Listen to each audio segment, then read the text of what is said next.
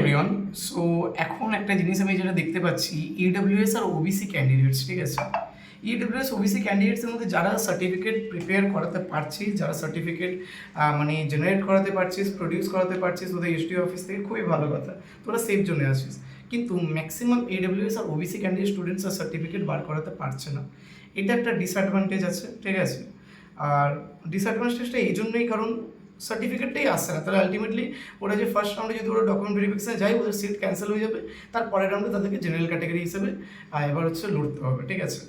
এবার এদিক থেকে একটা বেনিফিট আছে যে যারা অলরেডি প্রিপেয়ার করে নিয়েছিস তারা এক্সপেক্ট করতে পেরেছে কাট অফটা অনেকটা লো যাবে তোদের ইডব্লিউএস আর ওবিসি ক্যান্ডিডেটসদের জন্য, ঠিক আছে? তো এইটা একটা মানে লজিক্যাল পয়েন্ট অফ ভিউ ছিল, যেটা আমার মনে হয়। আর ম্যাক্সিমাম স্টুডেন্টস আমি যা দেখছি, ম্যাক্সিমাম স্টুডেন্টসে হচ্ছে না কিন্তু, ঠিক আছে?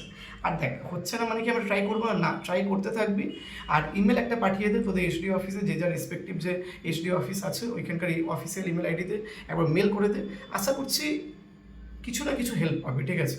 আর যাদের সার্টিফিকেট রেডি হয়ে আছে খুবই ভালো, আর যাদের রেডি হয়নি তারা খুব তাড়াতাড়ি রেডি করে নে, প্রিপেয়ার করে নে। থ্যাংকস টু অল, দেখা হচ্ছে অন্য কোনো ভিডিও।